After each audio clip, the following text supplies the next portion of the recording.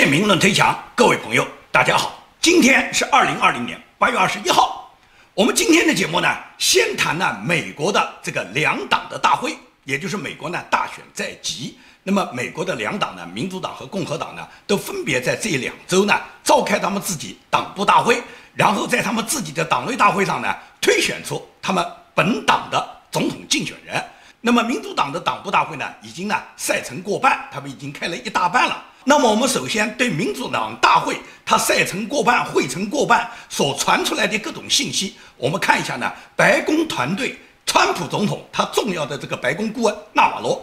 罗的评价。纳瓦罗在8月19号接受了福克斯新闻的采访，在这个采访里面呢，纳瓦罗呢对民主党这个代表大会呢，他谈出了他自己的看法。他就说，民主党代表大会会程已经过半，但是在整个会议过程中，民主党的大佬悉数登场，每个人都发表了他们对本党的见解，对本国今年大选的见解，对美国未来民主制度走向的见解。但是这个所有的见解里面，只字不提中国的病毒，更不提中国共产党给美国造成的毁灭性的打击。本来按道理来讲的话，也就是民主党大会这么重要的一个大会，首先是应该对美国本年度经济上所造成的各种困顿，要总结它里面的原因，要了解到现在美国遇到的困难，它的根源是什么。大家都知道，美国现在碰到的最大的困难就是美国今年发生了大规模的这个新冠病毒，而这个新冠病毒它的这个影响，它的来源地毫无疑问来讲是中国武汉肺炎，然后由中国这个武汉瘟疫呢，他们呢刻意隐瞒这个整个瘟疫里面的疫情，同时呢，把这个瘟疫的扩散者呢，这些病毒的携带者呢，把他们呢首先扩散到欧洲，然后从欧洲呢，最终呢扩散到美国。现在导致了美国有16万人死亡，美国呢已经有上百万人感染。在这么严峻的情况下，作为民主党的代表大会，只字不提今年发生的给美国造成巨大灾难，美国人死亡了16万人这么惨痛的一个事实，民主党只字不提。根本不提这个病毒是怎么来源的，根本不提这个病毒是中共怎么引进的，根本不谈对中国共产党应当怎么样打击，对中国给美国造成的伤痛应当怎么样跟中共去清算。也就是整个民主党他们整个会议里面这么几天里面，他们根本就很少提到中共。但是呢，他们唯一的目标就是攻击川普，就是要打击川普。所有民主党的大佬他们的发言，包括拜登，包括这个副总统的候选人贺锦丽，他们所有人的发言众口一词就是什么？就是要消灭川普。因为民主党竞选的口号就是号召全国人民跟他们一起团结起来打败川普，也就是打败川普是他们现在的唯一目的。至于打败以后做什么呢？做什么都不重要了，川普已经打败了，做什么都无所谓，因为民主党就没想好做什么。他们最终做的事就是跟共产党联手，跟中共联手，因为民主党他自己描绘的这个国家社会主义的蓝图，就是委内瑞拉式的演变，就是中国共产党所导致的现在这个专制暴政下的所谓的社会主义。他们所看到的这个社会主义，就是中共给全世界人展示的，中共因为 GDP 提高以后，中共所展现的那种表面上的繁华，而这个繁华的背后是对中国民众无尽的压榨，是中国14亿韭菜被中共无尽的收割的结果。而美国民主党现在就是对中国共产党他们所有残害人民的现实他们看不到，他们不去追究中共给美国造成的这种伤害。民主党代表大会他们整个会议已经绝大部分都过去了，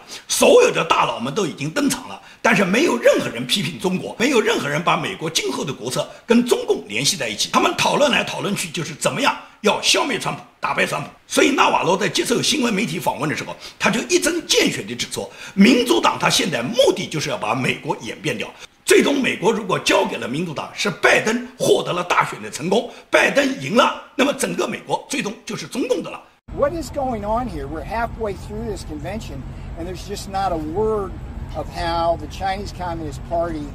has basically infected this country with a deadly virus, killed over 160,000 Americans, wreaked all manner of havoc on 40 million unemployed Americans, cost us trillions of dollars already in terms of fiscal and monetary stimulus, and not a single word from the Democrat Party about what China has done to this country. What I think is happening here is that the Democrat Party and the Chinese Communist Party have entered into a common cause to defeat Donald J. Trump, and their whole strategy whole strategy is based on blaming this administration for a global pandemic created by the Chinese Communist Party. That's their whole strategy. They don't talk about policy anymore. It's just Donald Trump bad. That's their whole strategy. And so I think for the American people, I think you should be very fearful based on what they're signaling to the Chinese, that if the Biden folks are able to win in November, they're basically going to turn this country over to the Chinese Communist Party. 这就是纳瓦罗他自己对整个民主党大会现在所做出的一个深刻的总结。那么是不是纳瓦罗作为共和党人，作为是川普总统的幕僚，是川普总统白宫的顾问，他可能是选边站，他只站在川普总统这一边，对人家民主党进行无尽的抨击，他已经完全歪曲了历史呢？那你就来看看拜登演说中，拜登他自己发表的演说，他应对的美国所谓四大危机，他提出美国现在面临的四大危机。这个四大危机，第一个他就说是来自于中国武汉的这个病毒，这个瘟疫。那么这个瘟疫他并没有讲是来自武汉，他就说美国现在遭到了新冠疫情的打击，新冠疫情现在产生的这个病毒呢，对美国呢有伤害。那么对这个病毒怎么根治呢？拜登提出的解决方法就是大家都把口罩戴上就行了，他根本就没有提怎么去研制疫苗，怎么样去防控，怎么样去保证这个疾病不再扩散，同时在这个疾病现在还没有得到完全控制的情况下，美国的生产怎么有秩序的恢复，这些他都没有谈。他谈的唯一就是克服病毒很简单嘛，大家把口罩戴上就完了哇。这是他讲的第一个美国存在的危机，也就是这个武汉疫情导致的美国受到新冠病毒的感染以后给美国带来的危机，这是他认为的美国现在存在的第一种危机。第二种危机，他认为是美国现在已经面临的是上世纪30年代以来的大萧条以后的最大的经济萧条。那么大家都知道，这个经济之所以导致美国的经济迅速的滑坡的原因，是因为来自了武汉的疫情，是因为这个瘟疫的传染以后，导致了美国的经济大幅下滑。在整个武汉疫情之前，美国的经济是达到历史上最鼎盛的。但是呢，拜登呢现在把美国的经济呢形容是上个世纪30年代以来最大的萧条。我们不否认美国的经济现在处于一种萧条阶段，或者是这个经济确实处于下滑的阶段，但是这个萧条是有原因的。这个原因如何去解决呢？拜登提出的方法就跟当年美国的这个总统，也是民主党的总统罗斯福了，罗斯福新政的方法一样，就是嘛，跟富人收税嘛，我们就提高富人的税收，把富人的税收上来以后，然后用富人多征税的方法来改变国家现在里面给穷人、给低收入人群的福利不足，这是他提出的第二个方法。也就是民主党他万般不离其宗，就是一旦国家需要用钱的时候，就是到富人头上收税。几十年来、上百年来，美国没有改变过这种思维，就是民主党人没有改变过这种思维，只要用钱就想办法跟富人收税，跟纳税人拿钱，然后你们都交税了以后，我们就解决所谓贫困人群、所谓非法移民。这就是民主党他自己的一个执政理念。他引进那么多非法移民，实际上就是让这些人给他们投票，然后让他们继续掌权。这是民主党一个党内的一个方针策略。这是拜登讲的第二重危机。第三重危机，他就说现在美国已经爆发了60年代以后，就是自上世纪60年代以后最严重的种族不平等。那么这种种族不平等怎么去解决呢？那么拜登除了去歌颂奥巴马、歌颂他这个竞选搭档、他的副手贺锦丽之外，他没有什么别的解决方法。他认为现在是种族歧视达到了最大化的地步，而种族歧视最大化的地步，居然是黑人奥巴马是可以当总统的，黑人那个鲍威尔是可以当国务卿的，那个美国大法官一共9个大法官里面，其中有黑人大法官啊。那么如果种族歧视到了最厉害的时候，为什么黑人在美国社会、在政治社会里面的地位有能达到那么高呢？奥巴马执政8年，这不已经很明确就说明了，美国黑人在美国没有歧视吗？如果有歧视，奥巴马当得了总统吗？美国黑人的人口在美国总人口里面才占多少一点比例啊？所有的黑人全部去投奥巴马，也不过只有几千万的选票，但是美国有3亿人，所以说你觉得奥巴马的当选都是黑人投票的结果吗？那是绝大多数的白人都投票支持了奥巴马，那这还有种族歧视吗？至于这个贺锦丽，贺锦丽是打的黑人的旗号，其实他不完全是黑人，他当时起了个中文名的贺锦丽，他目的是什么？目的就是欺骗华人，让很多华人误以为他是华人，或者他有华人血统，他起了一个华人名字叫贺锦丽。所以说当时他通过欺骗华人获得了加州议员的机会，然后他在加州担任总检察长之后，是他提名推出了一个臭名昭著的47号法案。这个47号法案实际上就是对加州人民的戕害。这个法案它起的名字很好听，叫做《安全社区和学校法》。这个法案最终在加州在他的提议下给民主党通过了。那么通过这个法案，这个法案里面具体的内容是什么呢？它这个法案的内容就是说，要把犯人尽量的不要关，尽量不要把那些非法移民、那些犯罪分子把他们送进监狱，尽量减少对这些人的审判。这样呢，少关犯人的话呢，我们就少花监狱的经费，然后把这个少花监狱的经费呢，我们想办法把它帮助社区或帮助学校。这是他提出的美好口号。实际上，犯人一个没少关，监狱的经费一分没少花，所有的社区和学校没有获得多增加的1分钱的经费。但是政客呢，他推出一个提案呢，他总归有他美丽的这种说法，所以说他叫安全社区学校法。而这个法案他执行了以后，他变成什么？他把一些非暴力的犯罪呢，他重新把它归类为呢轻罪。比方说，他规定你偷抢的金额只要在950美元以下的疑犯呢，就不起诉。这就导致了在加州很多小超市里面，你可以看到这些黑人、这些非法移民，他们可以大摇大摆走到超市里面，拿起购物筐，然后在里面任意选购他们想要的各种商品，只要这个商品的总金额没有超过950美元，他们拿着这个东西就走。店主看到他们拿走是没有办法报警，是没有办法制裁他们的，因为什么？950美元以下不起诉。打电话给警察，警察第一句话就问你，他拿的东西有没有超过950美元？如果没有，我们就没办法出警，因为法律规定了950美元以下不起诉嘛。所以说这个恶法居然能在加州通过，而且这个法律解释里面还有更荒唐的，就是说多次抢劫不能加重对他的处罚，从背后抢劫、从侧面抢劫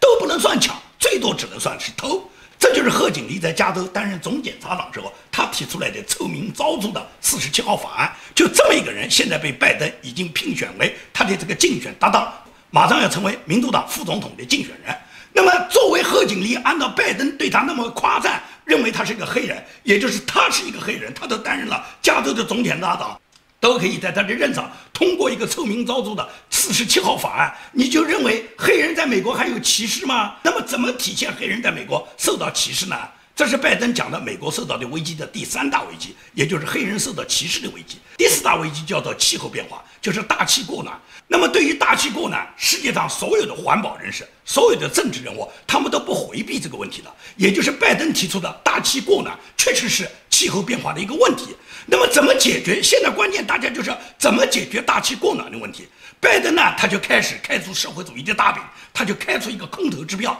他说，如果他当选以后，他会斥资2万亿美元来解决气候变化。这个气候变化，他的目标就是到2035年，他要消除所有电网的碳排放，也就是尽量的不用电。那么你想想看，人类用电用了100多年，到现在有没有一种能源能完全替代电能源？拜登要求是解除电的碳排放，那么没有电的碳排放，尽管有一些清洁能源，但是不是能够现在就解决人类需要用能源的问题？所以说拜登呢，他就是画大饼。但是呢，无论民主党他怎么去把这个漂亮的口号宣传，总归是有人相信的。这就跟共产党当年在延安一样，他们给全中国的老百姓都画出了一个美丽的民主大饼。所以说，当时的知识分子，无论是那些进步学生到延安去的也好，还是国统区的那些知识分子，都是支持共产党的主张的嘛。所以共产党最终就获得了他篡政，获得了中国的统治权。而这个统治权的70年，大家都看到共产党是什么货色。今年民主党所贩卖的狗皮膏药，跟当年共产党在延安贩卖的狗皮膏药，我觉得没有什么太多区别。所以说，民主党你就看他的政治主张，我们不看纳瓦罗对他的批判，我们就看拜登自己提出的，认为美国现在面临的4大危机，他解决4大危机的4个方法，你就基本上可以看出，民主党他们没有任何新意，他们除了欺骗，除了画美丽的大饼，他们实际上根本没有办法来解决美国面对的问题。而川普总统共和党现在提出什么？是让美国民众富裕，是让美国再次伟大。也就是川普他提出的竞选口号，也就是要如何让美国人民民众更加富裕，如何让美国制造美国再次伟大。所以说，川普总统是在建设和创造，而民主党是在消灭。民主党只要你团结起来，打败川普就行了。这是民主党他现在整个大会里面唯一的议题。现在目前来讲，民主党也好，共和党也好，他们2党现在都认为疫情导致了这个投票呢无法正常进行。那么现在美国民主党呢是为了争取那些非法移民呢都来帮助他们党来投票，所以说呢他们现在就强调是疫情导致了呢人们无法正常的到投票站去进行投票，所以说呢，只能选择邮寄的方式。川普就说：“你相信民主党的这个理论吗？既然民主党人组织大规模的上街抗议，难道这些人不能去投票吗？你们上街抗议，你们都不怕感染，你们去投票，你们怕感染咯？”川普在昨天发的一个推文里面就说，要参加民主党的全国代表大会，你必须每个人要提供一张带有你自己照片的 ID， 也就是参加民主党大会，作为民主党党员，你有资格来参加这个大会，你至少要提供你的身份。但是涉及到美国大选这么重要的选举国家总统的大选，反而民主党呢认为不要 ID， 不要确定你的身份。他说民主党人这样做，我不知道他们出于什么目的。这是川普总统最新发的一个推文。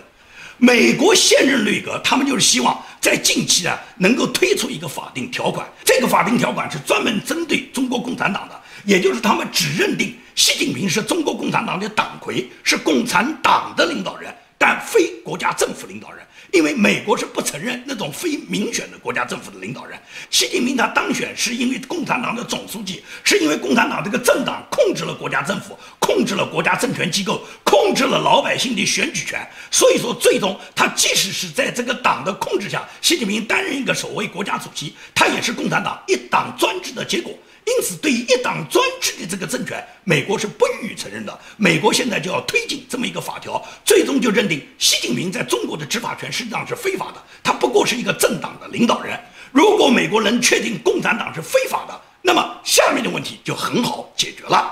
一旦解决共产党合法性的问题，那么一切问题都可以迎刃而解。因为现在对于美国最大的打击，它来自是中共控制的中国国家的政权，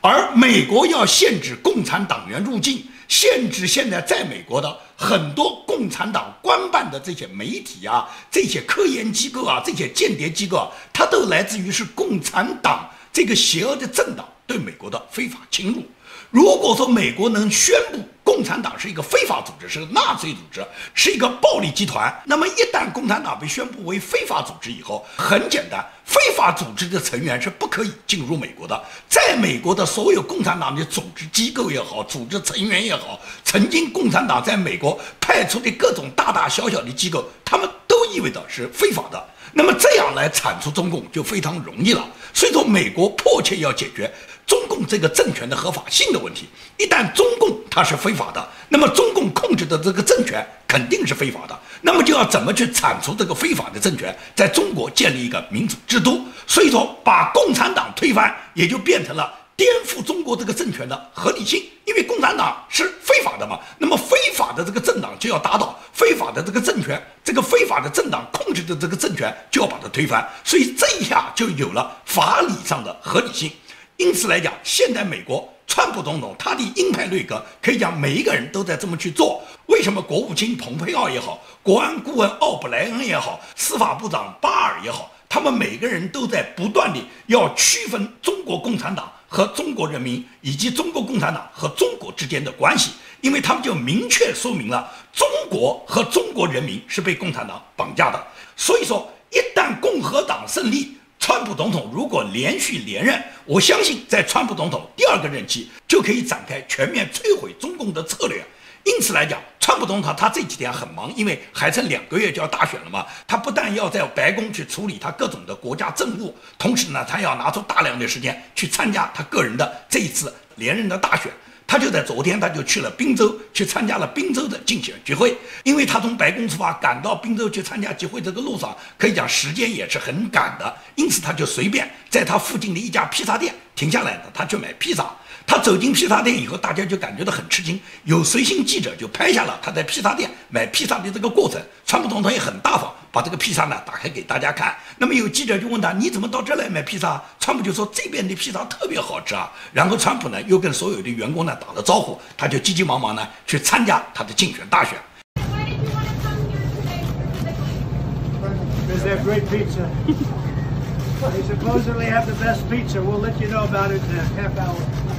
Thank you, everybody. Okay, let's go, guys. 你想想看，一个国家元首国家的最高领导人，世界上最强大国家的总统，他要吃东西也不过是他自己亲自下车到披萨店里面去购买一个披萨。在中国可能吗？中国一个村长他都可以打电话让人家10桌8碟的给他摆好，让他自己去享受。所以说这就是专制社会和民主社会的区别。民主国家的总统总是亲力亲为的，买个肯德基、买个麦当劳、买个披萨饼都是自己到店里面去购买，而且还要给店员付点小费。这是川普总统一贯的作风嘛？这就是民选国家的领导人他亲民的这种感受。你再看看习近平，他在灾情之后，他跑到安徽去视察，他在视察时候是个什么做派啊？都是底下那些省委书记、省长陪着他，然后他装模作样跟老百姓说2句不疼不痒的话，他绕上一圈，做上一次秀。共产党的领导人就是为了作秀嘛。所以说，华春莹这2天，他在他的新闻发布会上面邀请美国国务卿蓬佩奥，说是请蓬佩奥访问中国，访问新疆，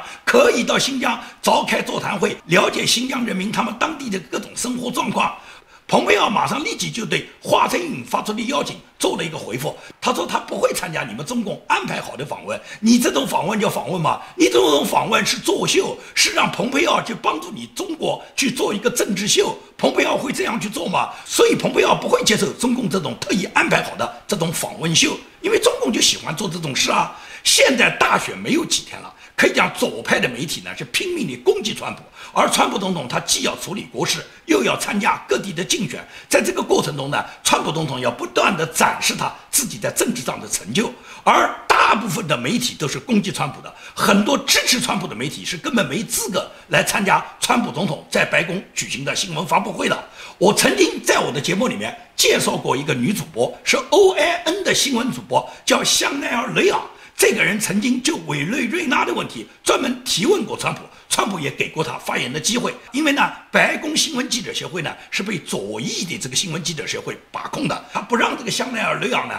来参加白宫的新闻记者发布会，他的理由就是说没那么多座位，他不让他进去。他不让他进去，后来是白宫前面的那个新闻发言人，就是现在这个新闻发言人麦克拉尼的前任，他呢给了这个香奈儿·雷昂呢一个呢站票，就是允许他到白宫走廊里面旁听。那么他在走廊旁听的时候呢，川普如果点名让他提问的话，他也有提问的机会。那么在外面呢，在白宫那个草坪上面呢，他呢也有过呢向川普总统提问的机会。但是左媒呢长期就打压他，他本人呢也是属于不畏强暴，不愿意跟左媒、跟这个白宫记者协会这个左派媒体呢跟他们合作，愿意跟他们同流合污的结果呢，也就是左派媒体就长期的限制他进入白宫。那么最终他一气之下，他自己就现在成立了一个叫新白宫记者协会，也就是呢接受各路的媒体的记者报名，一下子有很多支持川普总统的这些媒体呢通通来报名了。这样这个新媒体记者协会呢就跟原来的那个白宫记者媒体协会呢都登记在允许举办各种新闻发布会里面的资格里面，也就变成了这个香奈儿·雷昂他举办的这个新记者协会呢，现在跟原来的那个白宫记者协会被左媒控制呢，现在是并驾齐驱了。大家都有资格参加川普总统在白宫召开的新闻发布会，对白宫新闻发布会上面做出各种及时的报道，这样呢就加强了新闻的平衡性。它实际上是建立了一个保守派媒体和自由派媒体跟民主党的这个媒体呢并驾齐驱的一个局面。因为呢，川普总统呢这个人没从事过政治，可以讲川普总统进白宫之前，他完全没有担任过任何政治上的职务，所以说呢，民主党是完全看不上他的，共和党的大佬呢也看不上他。但是你看看，川普个人的政治智慧是完全高于这些民主党，包括共和党的很多大佬的。美国大使馆能够迁到耶路撒冷，从中东撤军，可以讲川普的这些动作啊，美国的政治精英，无论是民主党还是共和党的这些大佬们，他们都是吓破了胆。他们总认为川普是在中东点燃了炸药包，但实际上呢，中东是异常的平静。到了现在，以色列和阿联酋建交这样的历史性的事件发生的时候，美国的政治家们完全就不敢相信啊！因为什么？以色列和阿联酋他们要建交这个协议，你知道这个协议它多么牛吗？以色列国家本来是打算拿出给巴勒斯坦人送他们20%的国土来跟中东的阿拉伯国家求和的。美国原来也是打算给巴勒斯坦人送上100亿美元的经济援助来促成这件事的。包括以色列前任的总理拉宾啊、佩雷斯啊，包括美国历任的总统克林顿啊、小布什啊、奥巴马，他们绑在一起，哄着人家、求着人家，最终可以讲，最终就签不下这个协议来。你看看他们这几个人里面有3个诺贝尔和平奖，你看看他们这些人开出来的代价，3个诺贝尔和平奖加上土地加上100亿美元，最终都没有解决问题。而所有的问题解决都不敌川普总统他一个女婿库什纳，是库什纳的努力最终促成了这个阿以协议的完全签署，也就是中东的和平现在已经完全看到了曙光。川普总统已经明确说，很快美军会从中东全部撤兵，这样也就是川普把他所有他排兵布阵的兵力全部用到亚太地区，然后用在中共身上，最终也就是在亚太这个战场上和中共摆开了对垒的阵势。我相信川普总统如果连任的话，一定最终对铲除中共、对围困中共、对解除中共这个残暴政权有致命性的打击。那么节目的最后，我就说一下，昨天我的节目对班农被逮捕的这个爆炸性新闻，我发表了我自己对班农的评判，对这件事我自己个人的观点。有很多人给我留言，观点都不同。我认为呢，那些带着理智的、那些用大脑思考的这些朋友们，你们的观点和我建明不一样，我们大家各自保留。你也不要强加于我，我也不愿意强加于你，我们各自保留我们的观点，我们看结果。那么最终结果，事实会证明是你对了，你对了，我建明就向你道歉。如果是我对了，你就要收回你对我的这些不尊敬。但是这些肯定不包括那些脏话粗话、那些骂人、那些无耻的人。可以讲，郭文贵昨天是在第一时间跟班农做了切割的。郭文贵又是发声明，又是做直播。我不知道那些骂我那些脏话粗话的人，你们有没有去骂过郭文贵？班农是在郭文贵的船上面，在康州的一个码头停靠的时候被抓的。郭文贵说他不知道。你们有没有去问过郭文贵？郭文贵真的不知道吗？有人留言说，班农这个根本不是受逮捕，他只是参加法院的一个听证。你建明现在说他诈骗被逮捕了，究竟是听证还是法庭开庭审理？需要争论吗？听证会有起诉书吗？起诉书上写明的是诈骗，是我建明随便给他编造的吗？听证需要向法庭交500万的保释金吗？我不想跟任何人争论。所以说在昨天呢，我的节目下有很多留言，有的朋友呢劝我呢是关闭掉评论，我没有关闭，我没有关闭评论的这种爱好，别的人关闭归别人的关闭，我不关闭。你有什么意见你可以发表，但是你那些粗话脏话骂的人，只能看出你就这种水平，你这种水平你打的反共，我可以讲共产党即使灭亡了，你还是这个水平，我不会回应的。我在推特上发了马斯克的一段话，马斯克在这段话上面，马斯克就说，我现在已经不跟人家争论了，因为呢，我知道每一个人都是按照他自己认知的那个水准来发言的。如果说有人告诉我2+2等于5呢，我只能呢对他笑笑的说，你真的很牛逼。所以说呢，在我的那个评论底下呢，很牛逼的人很多。那么我在推特上发了这个推文以后呢，居然不止一个人来问我，马斯克是在哪说这个话的？我就告诉你马斯克这个话就是专门对你说的。马斯克是跟我说，吴建明你要把这个话转达给那2个问你马斯克在哪说这个话的人，这个话呢就是对你说的，明白不？所以说呢，我觉得我们没有必要再争论任何政治观点，你有你的观点，我有我的观点，你不要强加于我，我也不会强加于你。我们各自表达我们各自的观点，我们绝不把我们自己的观点随便强加于人。民主最起码这一点点理性是要坚持的。如果连这一点民主理性都没有，我们每一个人都要像专制社会一样，硬要绑架别人的思维，那么我们还去争取什么民主呢？今天的节目就跟大家做到这里，谢谢大家。